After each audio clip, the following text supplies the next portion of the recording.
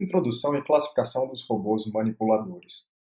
Hoje nós veremos uma breve introdução sobre o que são os robôs, quais são as classes de robôs que nós trataremos ao longo desse curso e como podemos classificar os robôs manipuladores.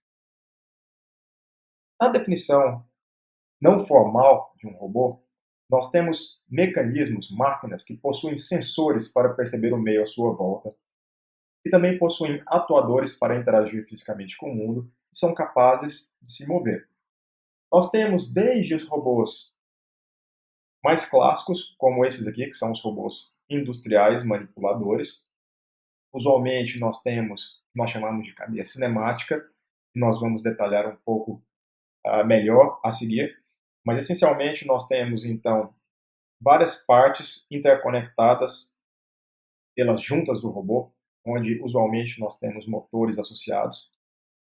E por meio da movimentação dessas articulações, onde estão os motores, nós podemos posicionar e orientar a ferramenta do robô, que pode ser utilizado em várias aplicações diferentes. Temos também robôs manipuladores que já saem do contexto industrial. Por exemplo, entram na parte de robótica de assistência.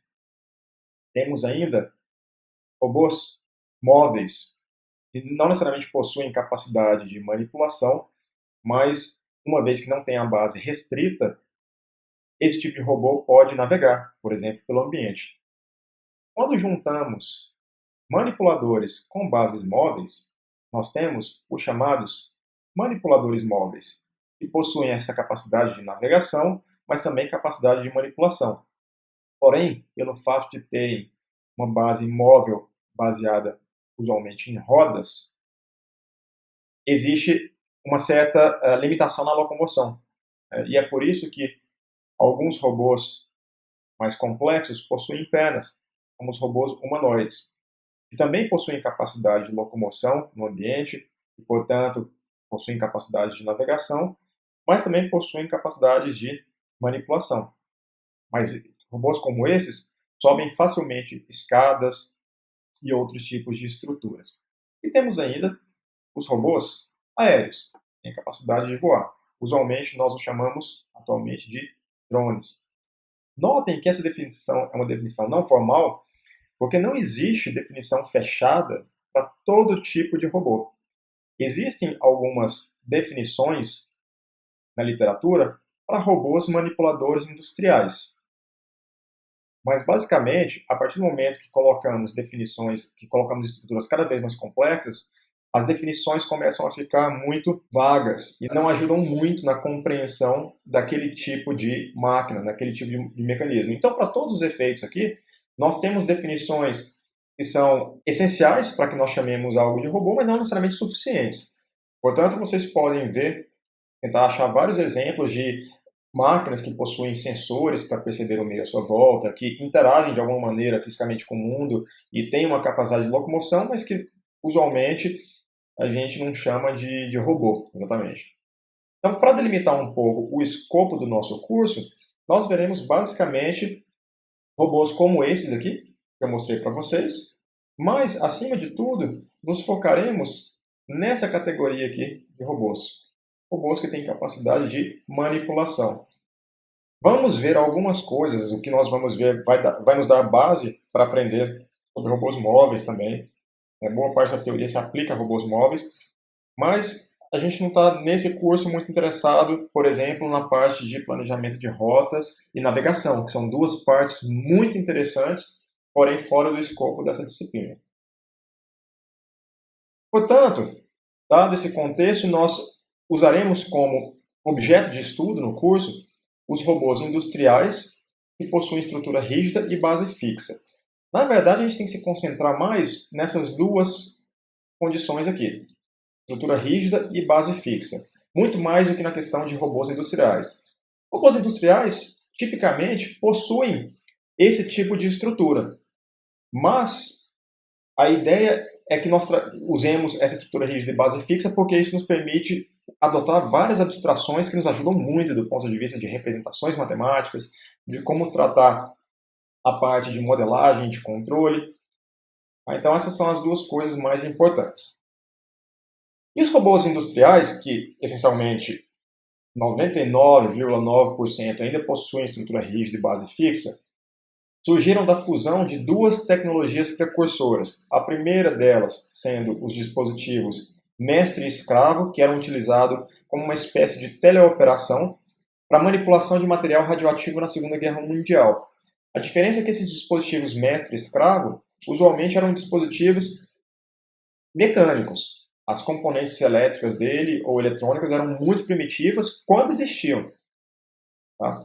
Vocês podem lembrar daqueles brinquedos que nós tínhamos, pelo menos a minha geração teve bastante, e é uma espécie de um bracinho mecânico com uma mão na ponta, e você tem uma haste no início em que você pode pressionar essa haste e a mãozinha lá na ponta se fecha. Os dispositivos mestre-escravo pareciam com aquilo, né? Só que eram um pouco mais sofisticados do ponto de vista mecânico. E permitiam que a pessoa pudesse trabalhar de maneira separada, né, da parte radioativa, e usualmente existia uma blindagem no meio do caminho, né, com vidros extremamente espessos que conseguem eliminar parte da radioatividade. E como a pessoa ela fica distante do material manipulado, ela, de certa maneira, está livre, né? Mas ainda assim, não é a coisa mais ergonômica e segura do mundo. As técnicas atuais são muito melhores. Os robôs, de fato, que podem ser operados remotamente a uma distância virtualmente limitada, sendo limitada basicamente por uma questão de tempo de comunicação, são muito mais seguros. E a segunda tecnologia que ajudou na criação dos robôs foram as fresadoras controladas numericamente, e permitiram a mecânica de precisão, mas conjugar essa ideia de ter uma estrutura mecânica articulada que permite que você faça manipulações sem utilizar o seu próprio braço, junto com a questão da programação. Porque como as fresadoras eram controladas numericamente, você pode então programar os robôs. E de fato, os robôs industriais lá da década de 60, 70, os primeiros, os mais tradicionais, eles não tinham inteligência nenhuma, inteligência entre aspas, do jeito que nós conhecemos atualmente, né? Não falo nem na inteligência de uma pessoa, uma inteligência, um nível cognitivo alto, como nós consideramos o de um ser vivo como humano. Mas os robôs daquela época eles eram altamente previsíveis, reprogramáveis e faziam tarefas usualmente repetitivas, em lugares perigosos e sujos. Essa era a ideia principal. E dos robôs que nós vamos realmente estudar aqui, que são os robôs manipuladores, eles entram na categoria de robôs articulados, em que nós temos os chamados elos, que no inglês chamamos de links, tá? Em português é elos, ligados por juntas para formar o que nós chamamos de cadeia cinemática.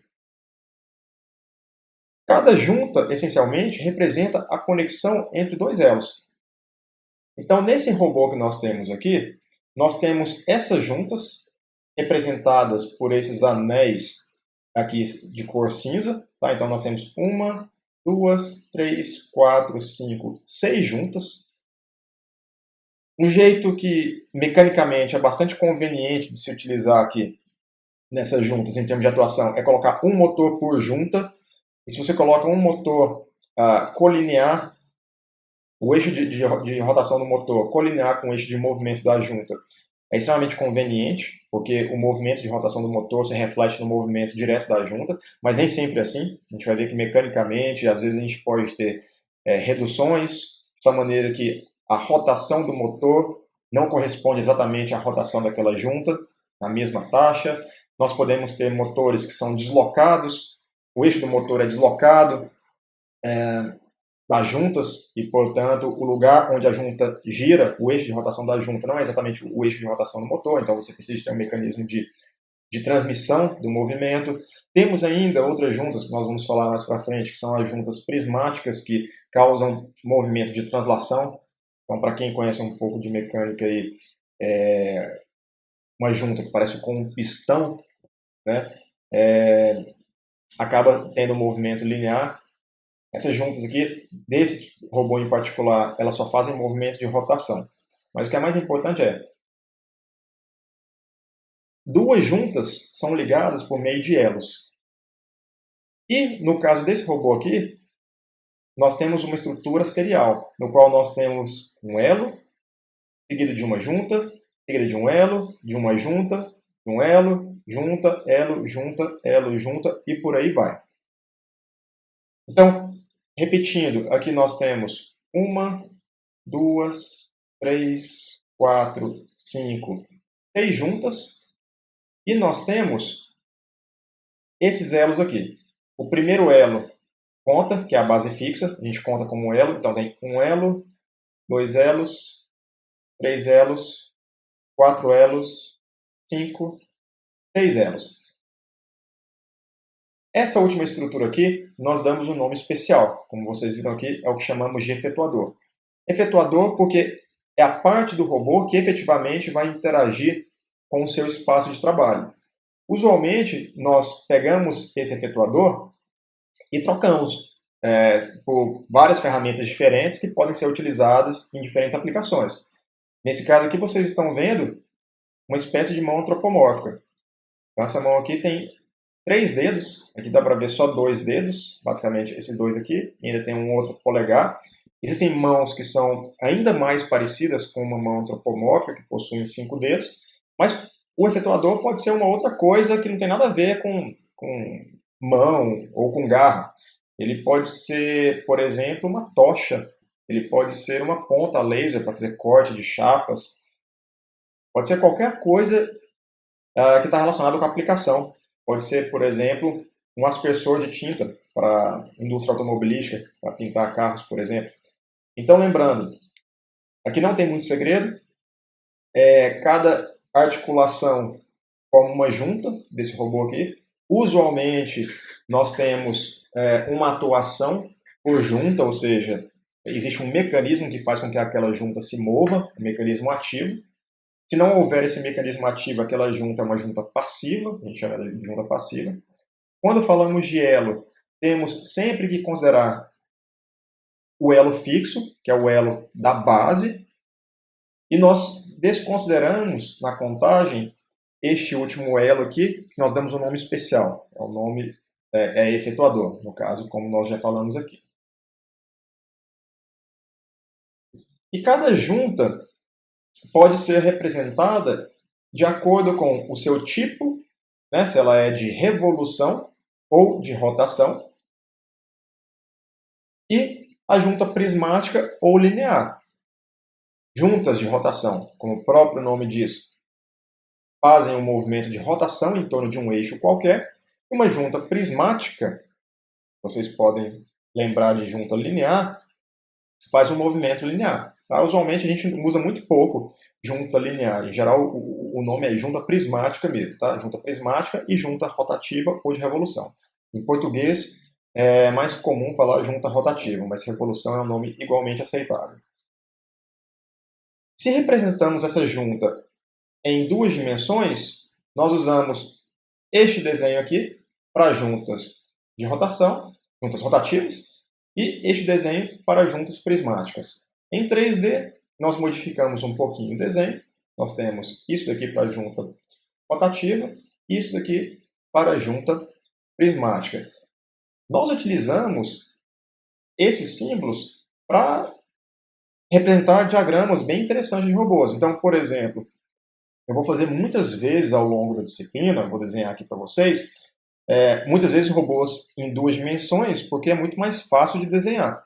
Mas as coisas que nós vamos aprender aqui, as técnicas, são gerais o suficientes para que a gente utilize em 3D, 2D. A teoria é basicamente a mesma. Então, se a gente aprende representações adequadas para 2D, por exemplo, a gente vai ver que elas se aplicam para 3D também, sem muito esforço. Mas na hora de desenhar, muitas vezes eu vou desenhar em 2D, porque é mais fácil para eu desenhar. Então, por exemplo, um robô como esse daqui, vou fazer aqui rapidamente, é um robô com 2 juntas. Então, vamos aqui, nós temos essa junta, essa junta. Nós temos aqui os nossos elos, né? E nós temos ainda o efetuador aqui. Tá? Usualmente a gente pode colocar, por exemplo, uma garrinha aqui. Então, vou até desenhá-la. Né? Mas usualmente eu não vou desenhar a garrinha não, só vou desenhar isso aqui. Então a gente tem o elo fixo, esse elo fixo, e a gente vai chamar isso aqui de elo também.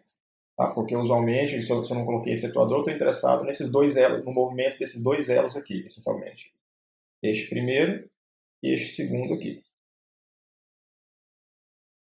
Num sistema clássico de manipulação robótica, nós temos, usualmente, alguns elementos presentes. Nós temos o braço mecânico, que é o que a gente olha e fala que é o robô em si, do ponto de vista leigo, né? Quando a gente olha na indústria, a gente está vendo um braço robótico e a gente considera aquilo ali como um robô, mas o robô, na verdade, é composto por mais coisas ainda. Tem, evidentemente, a fonte de alimentação, que para robôs modernos, usualmente já está integrado ao braço robótico, mas em robôs mais industriais e clássicos, existe um armário que contém toda a parte de potência lá dentro para fazer a alimentação daquele robô. É uma coisa separada do braço mecânico, mas hoje em dia isso pode ser, às vezes, integrado. Temos ainda as ferramentas ali para o efetuador. Temos vários sensores no robô. Então, sensores mais clássicos são sensores que medem os deslocamentos, né, das juntas. Então, no caso de juntas rotativas, nós temos os chamados encoders, que possuem um disco perfurado em conjunto com um dispositivo que tem um fotoemissor e um fotorreceptor. E a gente vai ver isso em mais detalhes mais à frente. Eu posso apresentar isso com um pouco mais de detalhes, não nessa aula, mas na seguinte, em que, baseado na interrupção da luz que passa por esses discos perfurados, a gente consegue medir quantos graus esse braço rotacionou em relação ao elo anterior. Então tem relação entre dois elos. Esse disco perfurado consegue medir então a relação de rotação entre esses dois elos. Nós temos ainda muitas vezes sensores que medem o torque nas juntas. Temos em alguns robôs sensores que medem a força e o torque lá no efetuador, para a gente medir a interação com o espaço de trabalho. Nós temos ainda um computador embarcado, usualmente, que possui os controladores. Quando eu falo controladores, no sentido de controle dinâmico, controle de sistemas mesmo, possuindo desde os controladores de posição e de velocidade de cada junta, até o controlador para realizar o movimento do efetuador em relação a um movimento pré-especificado que a gente deseja. Existe ainda, classicamente, um sistema de comunicação com o mundo por meio de uma rede e, enfim, dispositivos de armazenamento, e que hoje em dia, na verdade, usualmente essas duas coisas estão juntas, né? Assim como muitas vezes essas duas coisas também estão juntas. Nós temos ainda uma interface com a qual nós interagimos com um robô, notadamente o industrial, que é o que a gente chama de Teach Pendant. E nada mais é do que uma interface com uma tela onde você pode, alguns botões, onde você pode indicar alguns comandos para o robô, para ele mexer determinadas juntas, ou mexer o efetuador. Ou, em dispositivos mais modernos, nós temos, inclusive, que muitas vezes a gente nem utiliza isso daqui. Nós temos, por exemplo, meios de se comunicar via rede com um computador que está remoto, por exemplo, ou com uma estrutura toda descentralizada, rodando o que a gente chama de ROS, que é o Robot Operating System.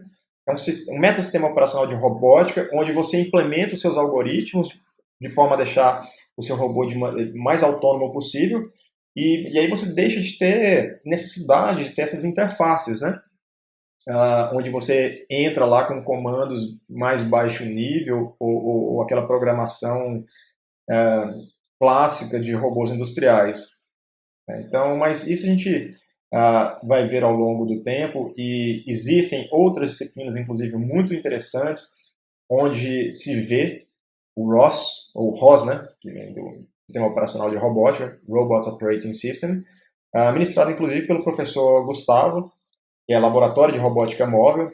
Essa é uma outra disciplina que eu recomendo que vocês todos façam no futuro, assim que acabar essa pandemia, porque é uma disciplina, enfim, presencial, né? Então, vocês vão aprender a parte, não só a parte teórica relacionada à robótica móvel, mas principalmente a parte prática, utilizando o ROS. E utilizando o ROS, para robôs móveis, vocês já aprendem para manipuladores mesmo. Não muda nada, é tudo a mesma coisa, e entendendo a teoria e entendendo como usar o sistema operacional, vocês conseguem utilizar também para manipuladores. Mas o fato é que em arquiteturas super tradicionais, usualmente nós temos todos esses elementos aqui. Então, se vocês forem lá nos nossos laboratórios, assim que essa pandemia melhorar um pouco, nós temos robôs industriais e lá nós temos o Teach Pendant, que é um negócio, enfim, para ser utilizado pelo técnico na ponta final, não é nem um trabalho, nem para realizar exatamente esse trabalho de engenharia. Tá? É mais para realizar o trabalho de operação do robô que o técnico no chão de fábrica muitas vezes vai utilizar.